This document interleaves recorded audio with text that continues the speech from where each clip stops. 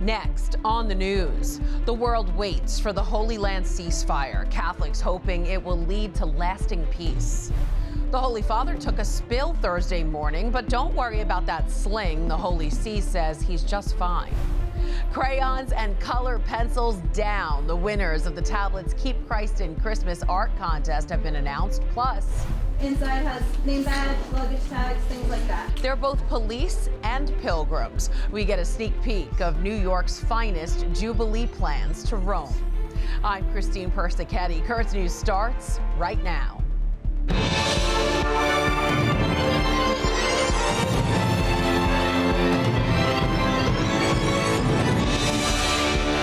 After a delay due to what Israel called a last-minute crisis, officials say the ceasefire deal for the war in Gaza is back on.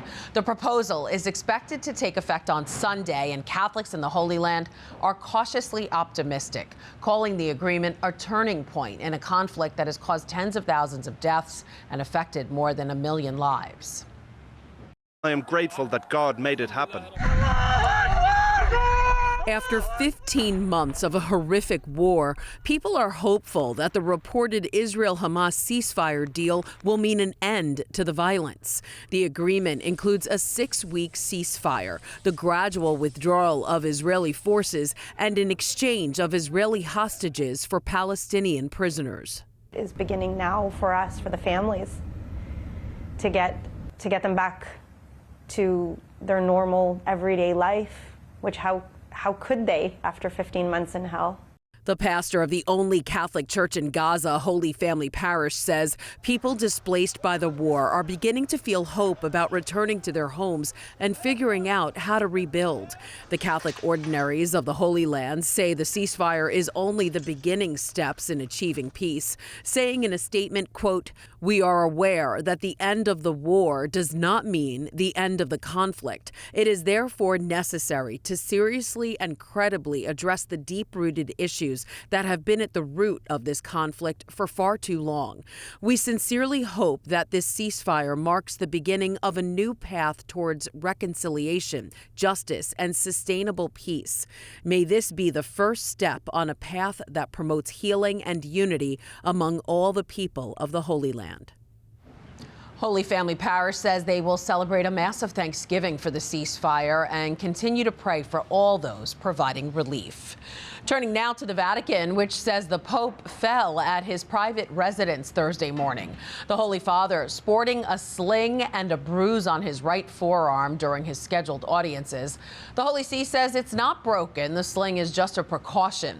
This is the second time Pope Francis has fallen recently. The Pope hit his chin on a bedside table in December and continued his meetings then as well. The latest report on Christians persecuted for their faith is out now.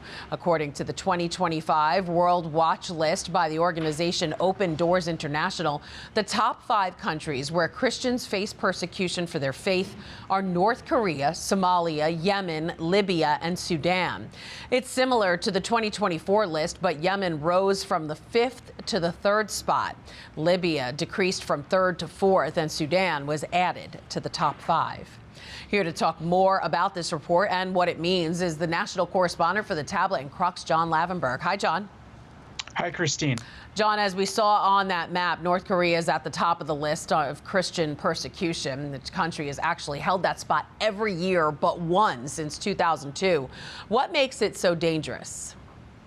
Yeah, so the first line of the report when it comes to North Korea, it actually states that if you're discovered worshiping faith in North Korea, that you could be killed on the spot, or if not, you could be sent to a labor camp. And so that kind of puts into perspective just how strict it is in North Korea. No church life is allowed, and the only deity really that you're allowed to recognize in North Korea is supposedly the Kim family. So just no church life, no worshiping. It's just not allowed in North Korea, and there's severe consequences if someone is caught doing so. Wow. I want to quickly go over some more numbers from the report. More than 380 million Christians faced high or extreme levels of persecution in 2024. That's an increase of 15 million from the year before. They also found more than 4,400 Christians were murdered because of their faith, 3,100 of which were in Nigeria. But that country was ranked 7th on the list. Why is that?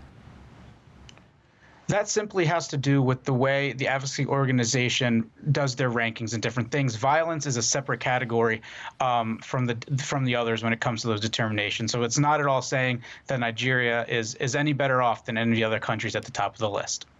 All right, John Lavenberg, national correspondent for The Tablet and Crux. Thanks for being with us. Thank you, Christine. You can read more about the plight of Christian persecution online at thetablet.org. And while you're there, consider subscribing to the paper. In this week's issue, The Tablet is keeping you updated on the California wildfires, giving you stories of survival and hope, including this story about a Marian statue that miraculously survived the flames. Plus, read about a deacon who was able to save his church from devastation. So be sure to pick up the paper at your local church. You could also support The Tablet and Catholic journalism by becoming a member. You could do so by going online to thetablet.org/become-a-member. On Wednesday night, The Tablet showed their support for the young Picassos of the Diocese of Brooklyn, announcing the winners of the 2024 Keep Christ in Christmas art contest. The paper holding an award ceremony at the Archbishop John Hughes Council of the Knights to celebrate the students whose artwork best showcased how they kept Christ in Christmas. There were 17 winners and honorable mentions picked from around 200 entries and representing each grade from 1st to 12th. They spoke with Currents News about the inspiration behind their art and entering the contest. When I heard Keep Christ in Christmas, I thought about baby Jesus, and so I made baby Jesus and the angels when they came to see him. Have you entered your artwork before? I did for the Christ Has Risen, and I won. You also. won! Oh my God! So you won twice. How amazing is that? It's really good. I feel great. So cute. The students were awarded cash prizes and will get bragging rights as their artwork will be proudly displayed in next week's tablet. Finally tonight, dozens of New York's finest will be pilgrims of hope for the 2025 Jubilee. I have a question. We're all going to be wearing. The NYPD's Holy Name Society met at St. Vincent Ferrer Church on the Upper East Side Wednesday night to discuss the details of their pilgrimage to Rome this February for the Holy Year of Faith and Fellowship. Part of the agenda for the 44 members of the NYPD, along with some family and 3 priests from the Diocese of Brooklyn and the Archdiocese of New York, will be meeting with the Swiss Guard and attending Mass at the Vatican. Many are excited to celebrate their faith while in the Eternal City. As people have an opportunity to go through the holy doors, not only can they pray for themselves, but they can also pray for 2 people who have passed, and per day, per door that they go through, so they can remember members of families and whatnot. And so really that's a tremendous opportunity. That's the exciting part, you know, when you get cops to exercise their faith. It's always a great thing. As a chaplain, that's what we try to do, and it pays off. I'll be praying for my members of my immediate family, but also my family and friends that have passed in recent years. I'll use that opportunity to pray for them. Life, you realize as you get older is so short, and you got to really appreciate the time that we have here. And something like this, it gives us an opportunity to think and reflect. I'm sure that there'll be plenty of blessings that I'll receive for being there during the Jubilee. It's very inspiring to be with so many heroes, with the NYPD with heroes. They're going to Rome from February 6th through the 11th, which coincides with the Jubilee of the Armed Forces, police, and security personnel. There will be dozens of celebrations in Rome throughout the Jubilee year. Here's just a few. April 25th is the Jubilee of Teenagers. That's when Pope Francis is set to canonize the first millennial saint, Blessed Carlo Acutis. There will also be a separate Jubilee for young people on July 28th. 87 young parishioners from the Diocese of Brooklyn are planning to attend. October 5th honors migrants, and in December, it's a Jubilee of prisoners. Be sure to share your Jubilee stories and images with us. Just email us at newstips@desalesmedia.org. You can also call our 24-hour number, 718-517-3122.